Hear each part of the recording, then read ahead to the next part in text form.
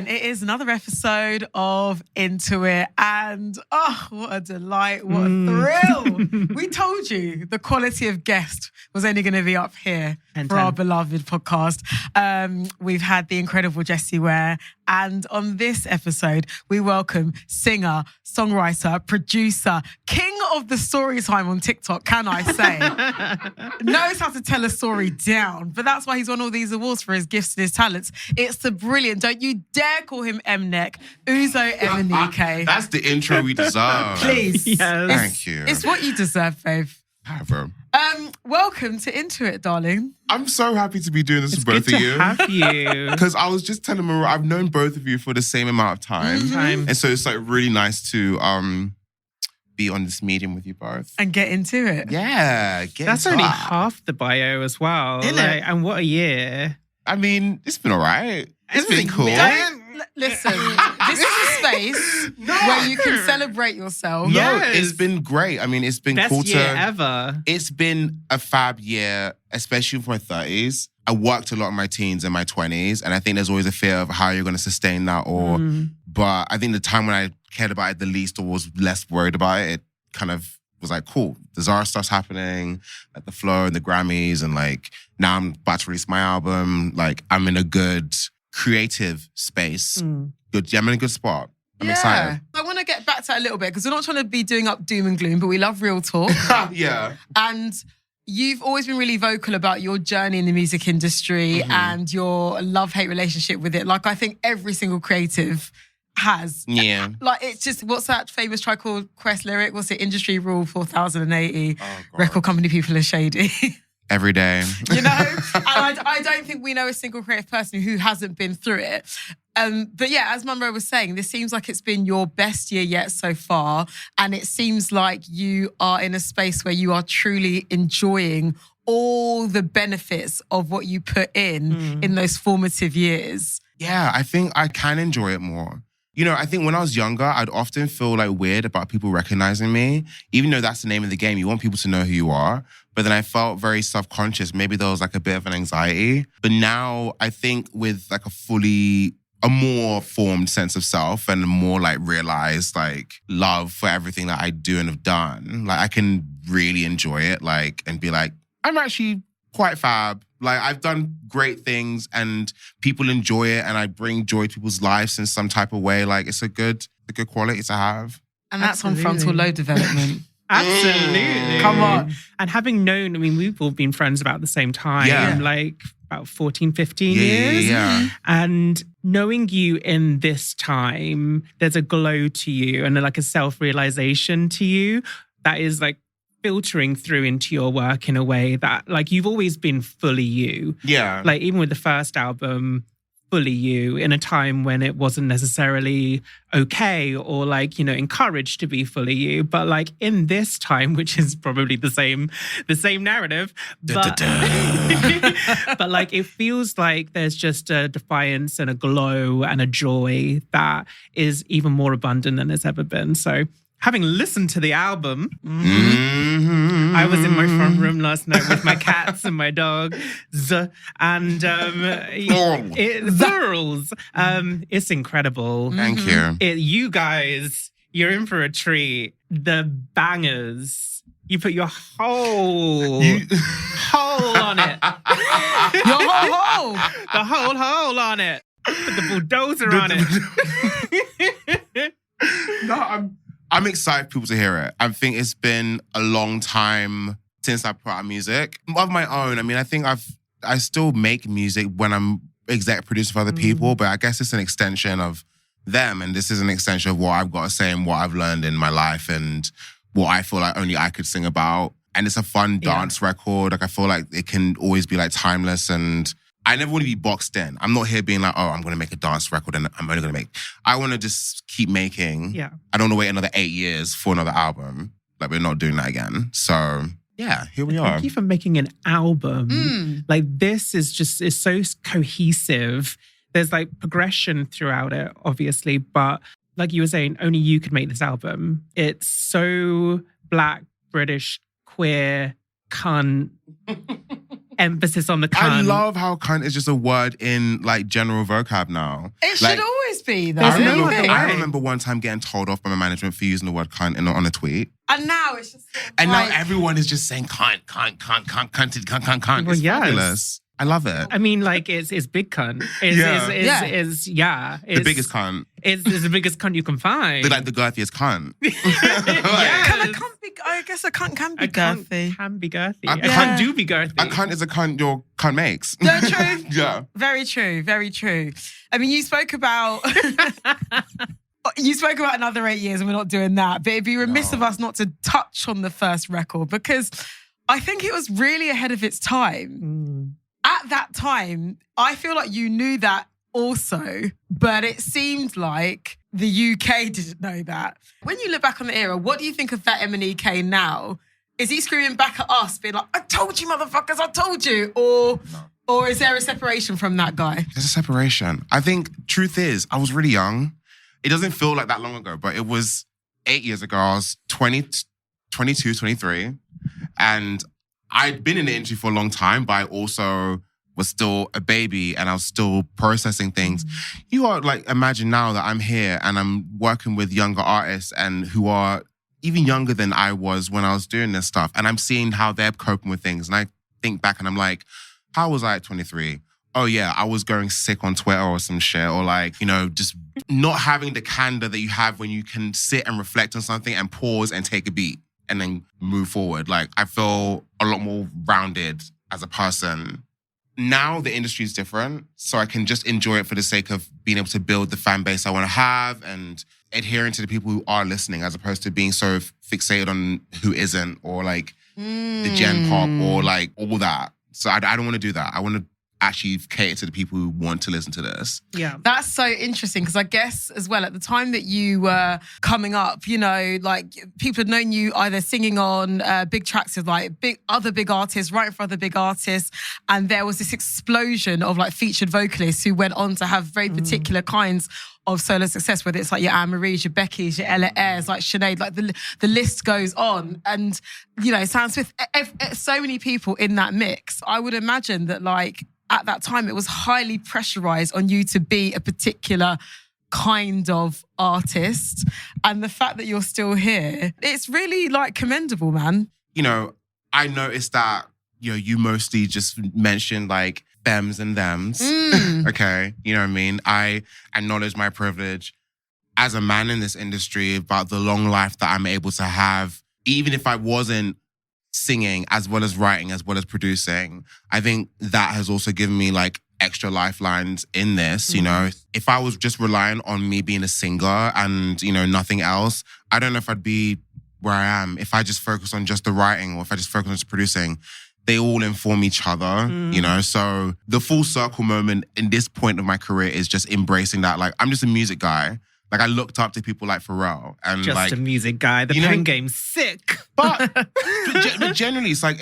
But that's your essence. Yeah. You categorize all these things, but if I'm able to exist as MNEK and you think, oh, he just makes great music, that's all I want. I don't want to have to worry about everything else. Can we talk about the great music as well? Because the flow of it all, the Zara of it all. The list is endless. Man. Actual gag, though. Like, Midnight Sun. Can we please? It's been like Midnight Sun for how long? Oh my gosh. 2 summers. I think it's good. I think Midnight Sun, not like we're doing up comparisons, but for context, I feel like Midnight Sun is an eternal moment in the same way that Brat is an eternal moment. It's just always going to be that. Zara will always be that girl. That song will be that girl. Yeah. Like, it's just a thing now.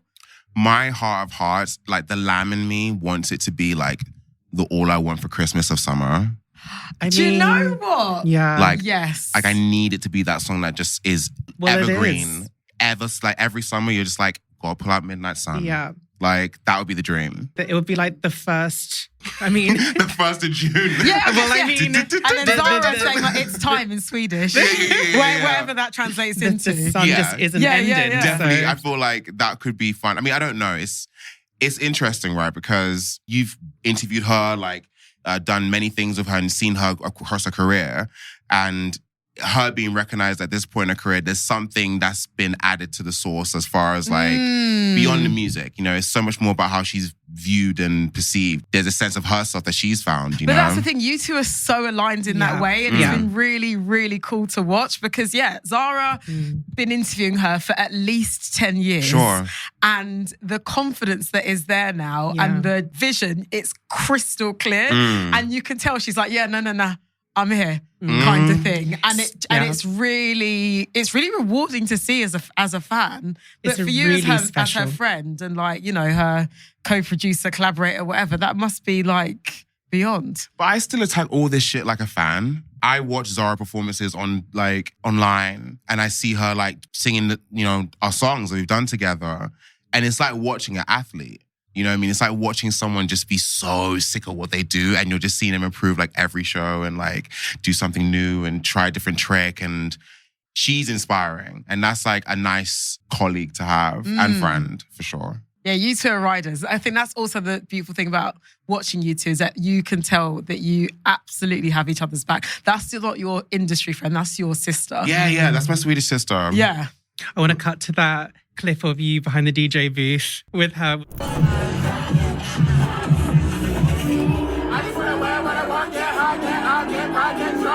Was it in LA? It was an after party because she was on tour with Tate.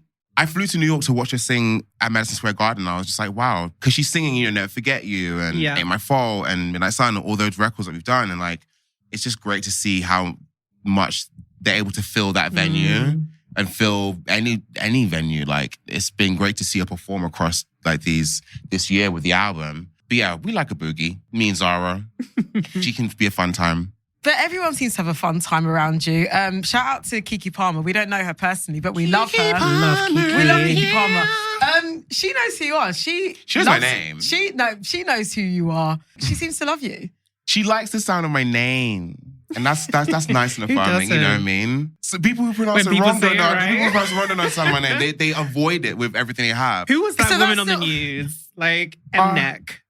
The pride as well. I just want everyone to love themselves. Like, and so like, loving yourself is knowledge and confidence is knowledge. Like, the confidence to mispronounce my name at this point, and Google is free. I really look forward to the day when we don't have to have this conversation. Truly, we said it in the intro just for context, but it's really, I can imagine how jarring that must be. I'm happy for it to be a bit now because it's like, you know, we've done great things, you know what I mean? We've achieved things, like there's enough places where you can hear my name pronounced correctly. If you are in the minority who have not figured it out, I can't, that is your journey. Fair. I've given you all the tools. But alas, Keke Palmer, She will never say sorry to that man. Sorry to that man. She knows that She knows who you are. I hope I don't sound ridiculous. I don't know who this man is.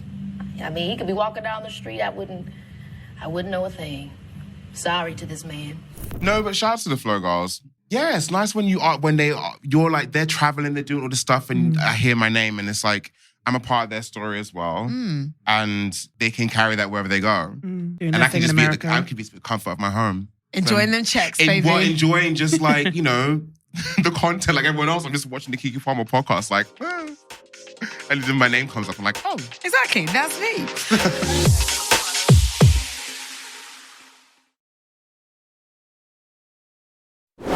Now, you're on our podcast. I am. And the reason why you're here is obviously because we love and adore you, but because we want to know what's going on with you. So, MNEK, the question is, what are you into at the moment? What is tickling your pop culture taste buds? I have to say, as like someone who has grown up through all the different times of like music consumption, I've really recently gotten into vinyls. Yes. Like the vinyls thing was something that I would have as display in my room. Like I'd have all my favorite albums like displayed and stuff, but I never got a vinyl player. However, I decided to just get one. And the relationship I have with music now from just using the vinyl is like holding it and being like, okay, I'm gonna play this side of the album, I'm gonna play that side of the album. It's like a tactile relationship I haven't had in like 20 years. And 20 years is a long time. Like that 20 years is like the amount of time I've been learning how to produce and like all this digital like stuff and how music wasn't something you could hold like this anymore. So even like I listened to the latest Palala album. Oh, What gorgeous. an Great album. choice. Crystallized, my favorite on that album. Yeah, gorgeous. Like that Amazing. whole project, like listening to it in a vinyl setting and giving it like intentional time. It's not just going on your DSP and just pressing play. It's like you have used your hands to create a moment with this music. But we're seeing such a massive return of that. Like, it's even been reflected in the official chart and, like, you know, seeing data from, like, record companies. Like, people, I think they need to feel that sense of connection, I think, with their artists again. And having something physical in your home, like you say, you can spend time with. Like, it feels different. And don't get me wrong, the algorithm can be useful. I've definitely discovered some great artists because they've been served up to me. But there is something about going to a record store or just investing in somebody that you've been a fan of for ages, that's an established artist, and taking a piece of them home with you as they intended. And I think it's like with so many things, like putting realness in jeopardy, right, in our world right now, as far as artificial intelligence and just how big the internet has expanded, if even further than we thought it would. I can only but cherish like the tangible things, and like I want to get a hold of that, and because there'll be a point where it becomes so futile and so like unnecessary. Like I want to cherish it. So I don't know if that's pop culture. No, it's pop culture. I think it's like an intentional, deeper relationship with the people that are there to receive you as well. I mean, I think that that's a really beautiful thing that more and more people are tapping into.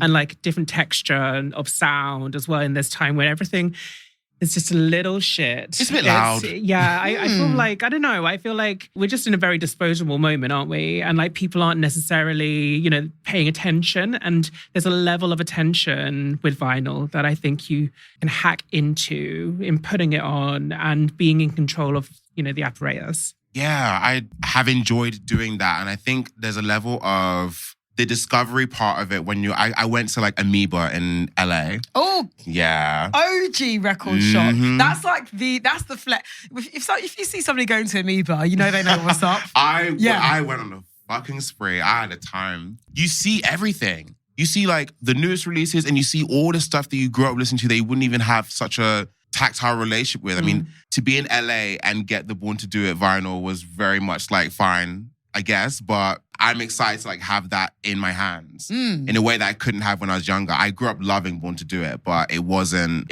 mine. So the question is, with this new record of yours, are you gonna make some limited edition vinyl for your fans? I want to make vinyls, right? But I'm actually waiting to make vinyls. Like I have the album. It's 11 songs. It is what it is. But I actually want to have like some extra bits and bobs on there before it goes on vinyl. I want to have like remixes. I want to have some little trinkets. Like definitely limited edition. I ain't going to make a whole song and dance about it. But I want the music to belong to people who want it. You know what I mean? Like, I know like people loved the vinyl of my last album as well. So I definitely want to do it. You know what I'm going to... Actually, let me not. Go ahead. This is about body. It is. Justice for body. Justice for body. She's got a point. You put something in that song and it's so painful and so beautiful and so lovely. I love that song.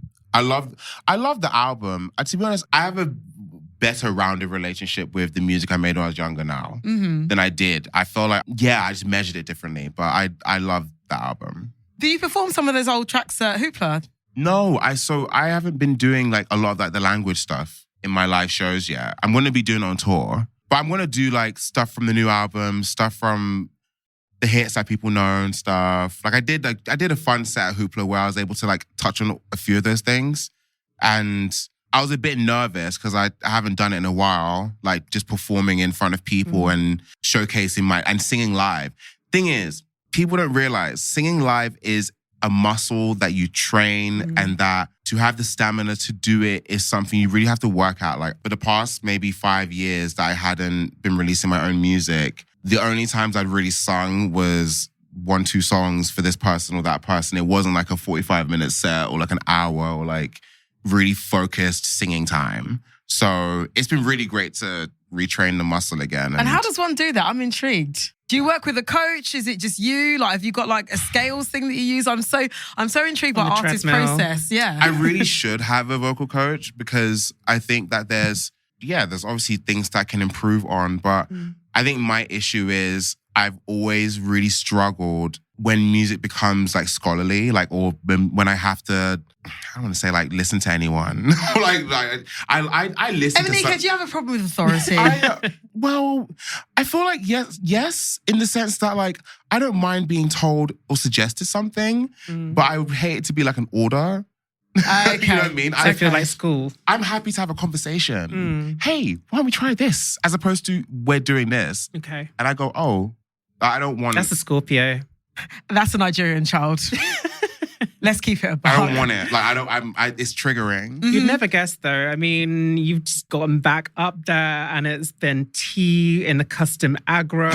Yes. Can we Shout get a little to the cut aggro to the custom aggro? Looking very Because fab. the boys did that. Yeah, they're styling all the pop girlies, including me. And they did the design for Reverse. They did the hoodie with the open butt out. That's Yeah. a look. And I also just want to get into the lyric. Tracksuit baggy, but it's big because you can see it from the side. And it can be whatever you want it to be, I Because think. I wondered, what is it? I think it can be whatever you want it to be. I think you can have a really big front moment, you know, and wear trackies that are baggy and still see it. If it's if that's what's going on, if that's your destiny and truth, then that's really impressive. Or you if could have a really big back moment, but it's big. Exactly. So you can see it. So- You can see it from the front. I just think it's great to be agile front and back. Yes. If it's either or, I think it's great. And if you're wearing baggy attire and you can still see it, then honestly, shout out to you. Do you know what? Great for everybody involved. I would like to see it. Whether you are like the to wearer or the observer. Yeah, of There course. we go. But it's also just like fun. You know what I mean? I think like writing a song like Reverse is like me applying like a role, but then also I want it to feel empowering. I want it to feel like there's like a room for everyone to feel empowered when they hear the song. Because listen, the audacity of that sample. Yeah. To sample Pow, I think especially in this moment in 2026, it's actually quite radical, really. Well, that was my intention, right? And I think that like when I wanted to sample it, it was from a place of love, but then also an idea that, yeah, it could be really provocative and really like eye-opening and table shaking. But naturally with these things, like you have to get permission from the people involved. And, you know, the original writers of Pow denied the sample because they weren't happy with the lyrics. Right. And so, about audacity. right. And, you know, look, I'm not here to say that Power is like the most moral song in the world or anything. It's fine. But we have to respect everyone in their art. But I was able to make it work and like, you know. Made it better, dare I say it. I agree. You know what I mean? I'm happy that I'm able to share my influences, you know, but then also move on and make it a original piece, you know, without someone who is uncomfortable with the way I want to express myself.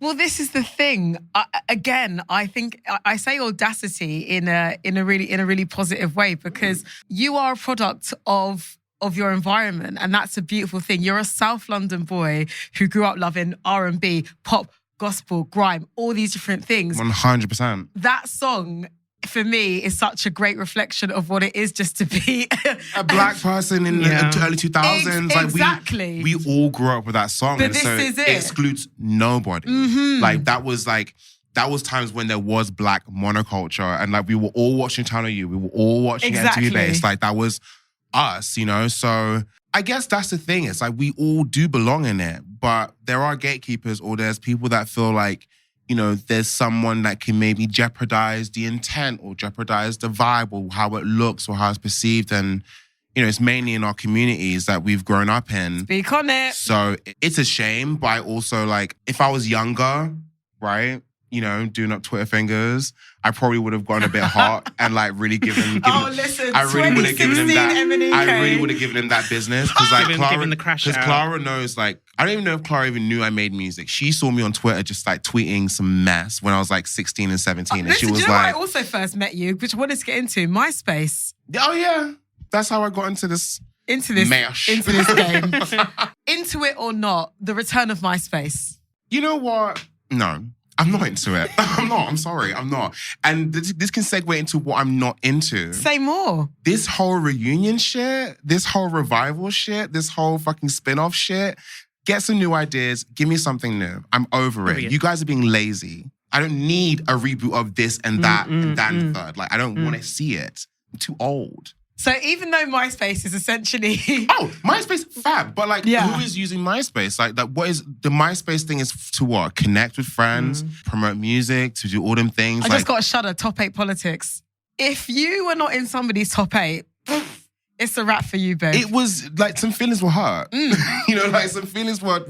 Like, I remember like people like Frank Music and Ellie Goulding and Star Smith. Yeah. Let's take it back, guys. Like, that's what we're talking Charlie about. back in the day. In fact, you know, that's how me and Charlie connected on MySpace. And yeah, it was a beautiful time. But I don't know if it needs to come back because the format's been improved in so many ways in the past 20 years. And it was special at the time because it was new. And I think that we've talked about this before on the podcast with revivals and reunions and all of this kind of like digging stuff out of the ground. Like, it's never what it was originally.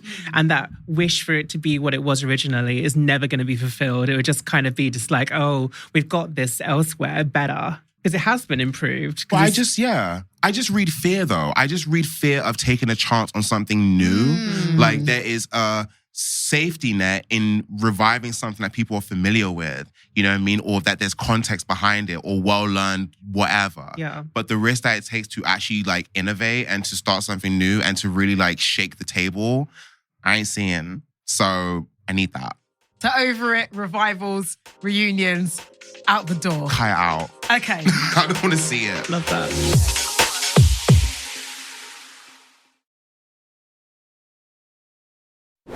Something that's not a revival is your career because it's ongoing. Well, it kind of is, but it's also like not. A rebirth, it's a rebirth. Yes, more rebirth. A rebirth, not a reboot. Yeah, exactly. So you're hitting the road.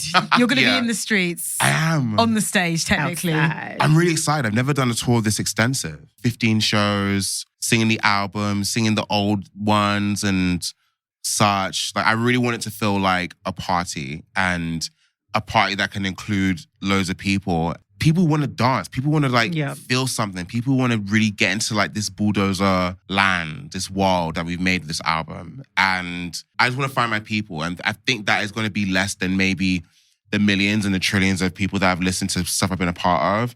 But I'm really excited to see that because it lets me just sieve out the real. You know what I mean? Just get out the fake stuff. When it comes to iconic tours that you've like loved growing up, whether you were watching them online or whether you got to experience them as a kid, are there any tours that have inspired what you're going to put together for the road? I don't know. You know what? It's like, I love a good tour. Like, I'm often inspired by the female performers as far as just like the showmanship and just like giving so much more. They give a lot more. God. You know what I mean? Like, I love a Beyoncé experience. Yes. I love a Velvet Rope tour. Yes. I really feel a way that I didn't get to watch the Miley Cyrus Bangers tour. Because personally, I don't know her. I love Miley Cyrus, but Miley Cyrus Bangers, I don't know her. Really? Yeah, I don't know her. No, I love in the club. High on perk with the shades on. Turn it up for these shades on. Come on.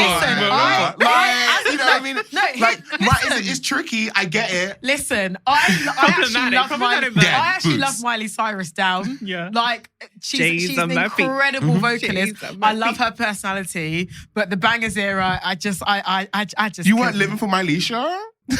I know. Like, every up in the club is where you found me. It was kind of fun. I just got the Bangers vinyl the other day. So la da dee da dee, boy, we came to the party.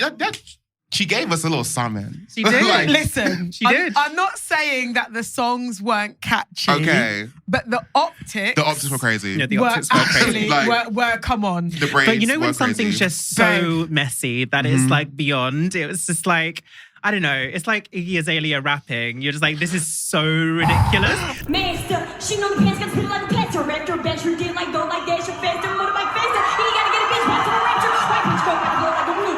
House your rooftop in the wind. When I win, they good like she got hoes on call. Like fire marks. Fire marks. Wow. But I thought I have to say, Joe, I'll give it to Iggy Azalea. What's it? Guacamole and his Louboutins. You don't know the shit that I've been from. Like, that, do you know what? She was telling stories. I'll give her a little bit for She was a storyteller. Like in Murder Business was a tune. I feel like less animosity towards Iggy Azalea just because it's like, so ridiculous. Yeah. I feel like you can't take it too The thing is- much to heart. And objectively, in comparison to some of these other girlies, like Iggy Azalea is not that That's inappropriate. an Australian woman Not talking in that- an Atlantic yeah. accent. Well, this is it. And the thing, I forgot she's Australian. I forgot about that. Australian. Yeah, her real yeah. name is Amethyst. Her real name is Amethyst, and she's from a small town in Australia. Australia?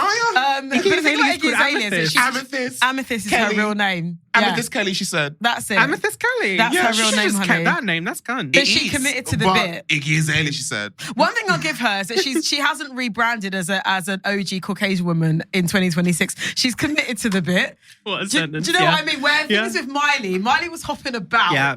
in a very intentional way. As the pop girlies loved it when they want to be a bit naughty. Come on. There is a pattern. Like when you're a white girl Yeah. in pop, the time that you choose to be a bad girl Yeah. or rebellious, Hi, like black suddenly niggas everywhere. Exactly. Like Exactly. everywhere. Like on the beats, in the videos, on the styling, Exactly. on your hair. Like it's just, Yeah. it's a mess. I mean, shout out to Alabama. Oh, that's not a shout out, but Alabama Barker. I mean, Alabama really saw Zara Larson and was just like, no, I want to be to that white literally girl. spoke about your good sis and said, I'm going to take that. So, I feel like Alabama's trying to be a lot of other people. I feel like she's No, she said I feel like Zara no, Larson. she literally She's said literally named she checked literally Zara said your good Larson. sis, She was Zara like, I want a Larson. bit of Zara She Larson. Really? She Yep. said, I've heard rebrand is so cool. Can we talk about Zara Larson's rebrand? I mean, Hello? queen. Hello? She is everything. Yes. Everything. And like she eats. She eats. But this is good. This is good. Zara's showing like that white girls can do it and be a white girl But without that's the having to thing. like really And like can I take say- different cultures. And this is the thing. Zara Larson has been that white girl, yeah? Yes. Yeah. Who's she's never tried to be us. No. She shows But she's respect with to us. us. But she's never done a Zara Yonka. It's never been No, Zara Yanni. I've never felt offended by her answers. Listen, I've known Zara a very long time. She gets I feel it. She gets it. You know Yeah. what I mean? I feel like she's one of those down-ass white people. Exactly. You know what I mean? She's Like, Beyonce's daughter. like Robin before her. Yes. Yes. Yes. To quote Amanda Seales, Zara Larson is a girl that happens to be white. She's not a white girl. Do you get it? Yeah. Yeah. That's great. All you wanted to do was talk about Actually- Miley Cyrus. Here we go. Into the discourse You know of what? appropriation in pop cameras. music. I really think she'd love to hear that. But it's true. But it's true. Yeah. She Well, knows they what don't she call her knows what's Beyonce's daughter for nothing. Exactly. Yeah. Beyonce's Come white on. daughter, We come claim on. her. We claim Zara We claim Larson. Zara Larson. But sorry, back to your tour. Yes, hi. Yes. Where are we starting? We're starting in Bristol? Lucky Bristol. Exactly. I'm spending my birthday in Glasgow. So November, a little Glasgow moment. November 9th is in Glasgow. November 7th, the tour starts. Okay, in great. Bristol. And then it ends on... In December. Lovely. And you're going up and down the UK. Up and down the UK and EU. And I'm about to be singing. And that's how I'm going to get my supper. Well, unfortunately. the supper is going to be good because the vocals and the lyrics remain on point. Thank you, darling. And when's the album out? Album September 18th, Bulldozer, everywhere that you can listen to music except for vinyls yet. But September 18th. We look forward to MNEK. Thank you for all that you are. Thank all you, that my you do, all that you darling. say. Thanks for having me. We appreciate you. Love you.